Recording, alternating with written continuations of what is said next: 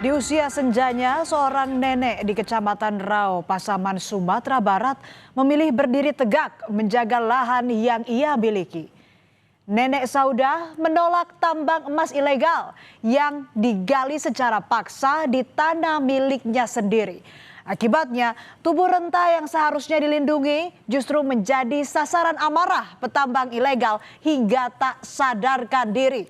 Nenek Saudah tergeletak, sementara para pelaku menghilang bersama rasa kemanusiaan yang mereka tinggalkan.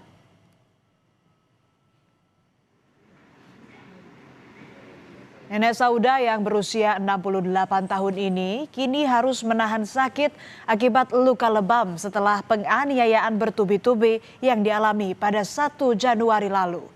Akar permasalahan ini bermula ketika Nenek Saudah meminta petambang emas ilegal berhenti menggali lahan miliknya. Ia hanya minta dihentikan sementara aktivitas tambang pada siang hari. Namun, maghrib, para petambang kembali melakukan penambangan.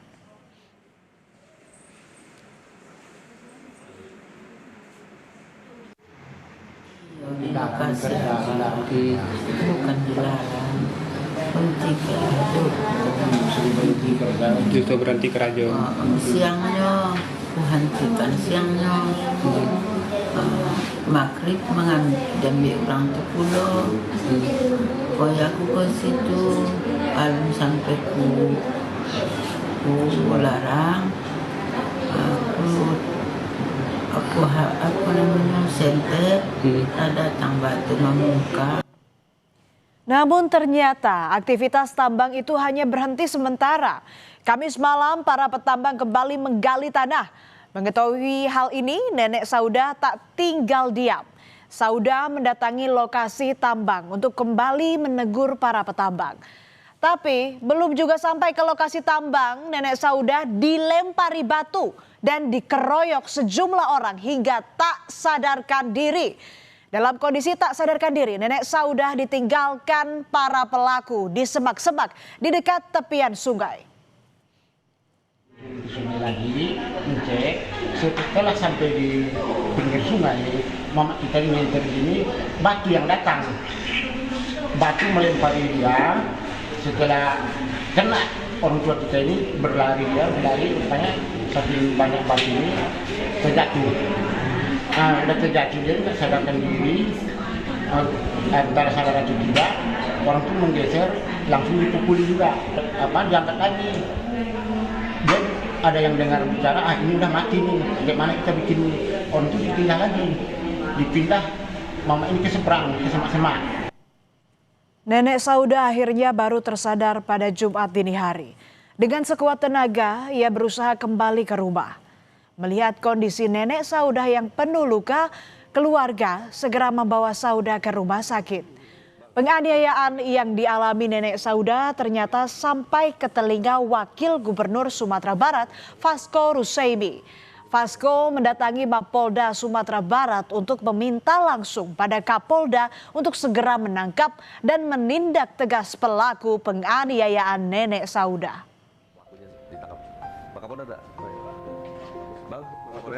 Tolong izin Bapak. Terima kasih banyak ya Pak Kapolres ya. Minta tolong segera ditangkap Pak, karena ini kan ibu-ibu itu loh kekerasan gitu, tega banget dia orang kayak gitu kan. 67 tahun lagi ini masalahnya. Pokoknya nggak ada siapapun backingannya, tangkap Pak. Kita lawan aja Pak, yang bikin ini terlalu kurang ajar Pak. Makasih Pak Kapolres ya. Tolong ini kabar kadang udah diagasi dulu sama Pak Wagub, malu kalau nggak cepat selesai ini. Setelah melakukan pemeriksaan pada beberapa saksi, polisi akhirnya menangkap seorang pelaku penganiayaan Nenek Saudah di Pasaman, Sumatera Barat. Pelaku bukanlah petambang, melainkan seorang mahasiswa. Dari hasil penyelidikan itu polisi menyebut jika kasus ini bukan karena persoalan penambangan emas ilegal seperti yang viral diberitakan, melainkan gara-gara konflik tanah kaum. Inilah IS, pelaku penganiayaan pada Nenek Saudah. IS hanya bisa tertunduk saat digelandang di Mako Polres Pasaman. Pria yang masih berstatus mahasiswa ini diketahui masih kerabat korban dan tinggal di jorong yang sama dengan Nenek Saudah. Pelaku diserahkan langsung oleh pihak keluarga kepada tim gabungan Resmob dan Polres Pasaman.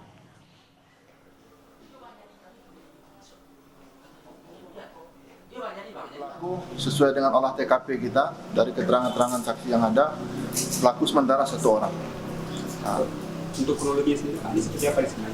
kronologis perkara itu adanya pertikaian sebidang tanah kaum yang sama-sama memiliki hak. Jadi sudah bertikai berapa lama, puncaknya kemarin terjadi pada hari Kamis malam.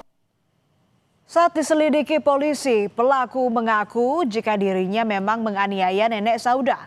Namun ia mengaku jika penganiayaan ini dilakukan seorang diri.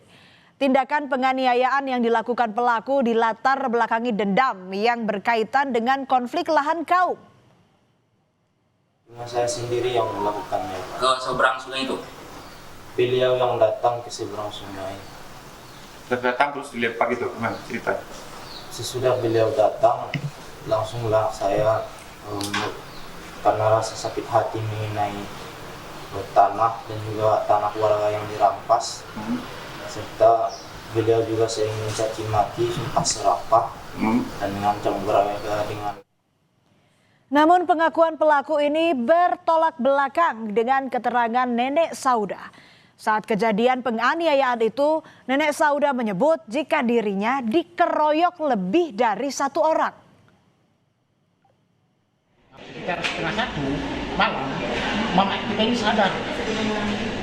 Sadar pada saat dia ada yang muncul, dia pulang. Dugaan ini masih sementara ini dugaan sekitar 5 orang, 4 orang.